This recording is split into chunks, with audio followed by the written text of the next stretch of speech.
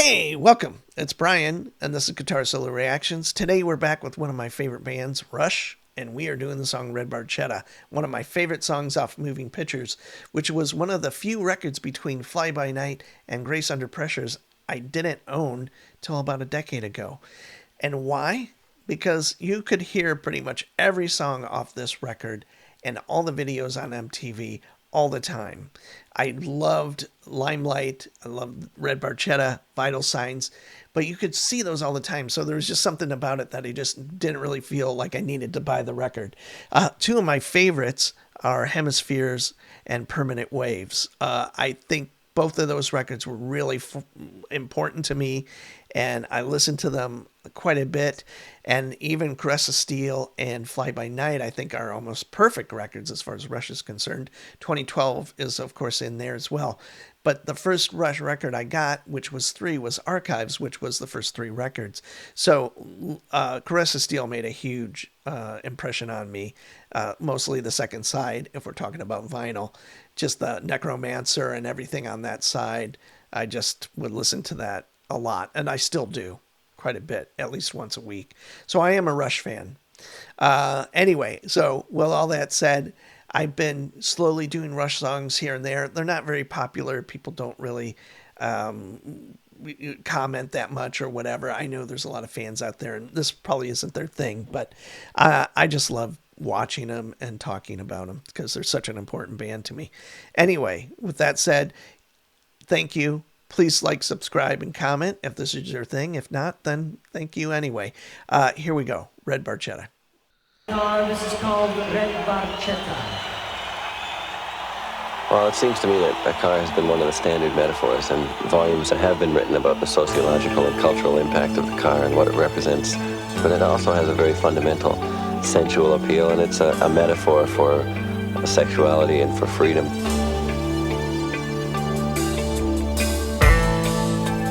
That bass sound.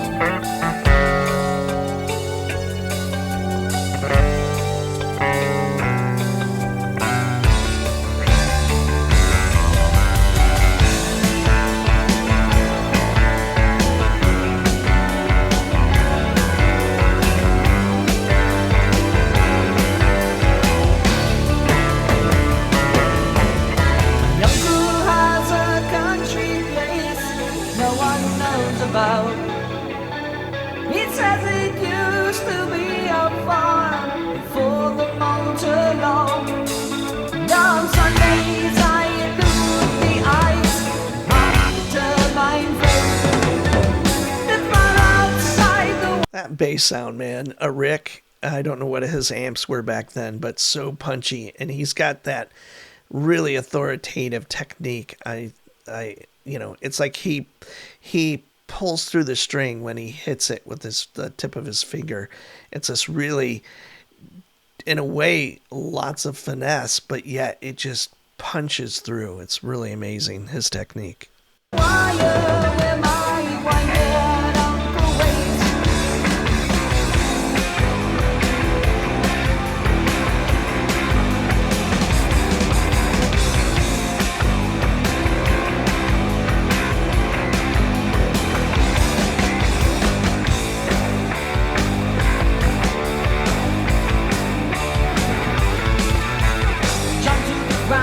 As a turbo slows to cross the borderline.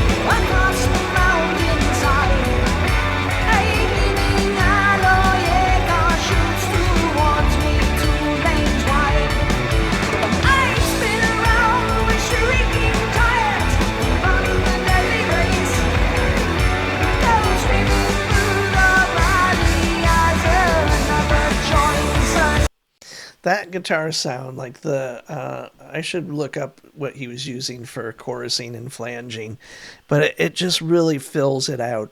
And what's great now is this guitar, which looks like it's a '70s Strat neck and the Strat body, but some Luther had put this together for him, and then as we move forward into Grace Under Pressure, he had kind of like these, God, I can't remember what they were called. It's like a super strat, but before kind of super strats were a real big thing. And now you can buy a version of that guitar, and I think it's made by Godin. And I wanted to, but man, they're just too pricey. But that'd be really great to have one of those guitars just for fun, just to have. I had a Geddy Lee jazz bass, but I sold it because I don't play bass, but I should have.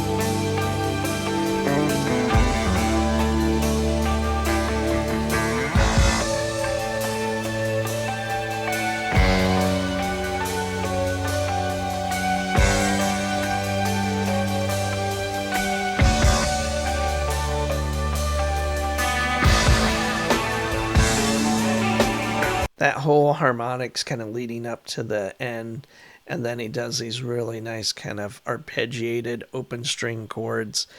Really cool.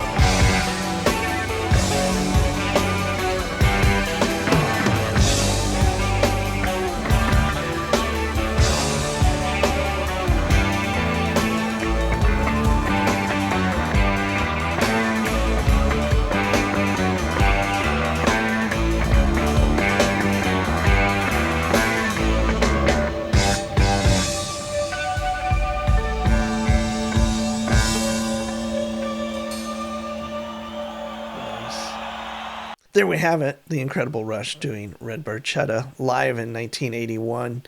Alex playing his super strat. Geddy, of course, having that massive punchy sound with the Rickenbacker. And one of my favorite bands of all time, and kind of influential as a guitar player on me, for sure. And some of my favorite solos of all time were played by Alex. And just the whole kind of great odd time kind of riffy stuff on Hemispheres and obviously Permanent Waves.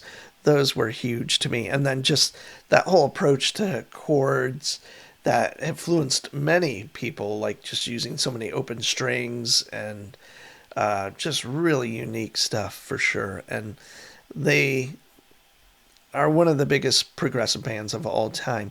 And they're so different than my other favorite progressive bands like Yes and King Crimson. King Crimson's this kind of really tight, super dissonant kind of great rock band, but super muso, some of the best players.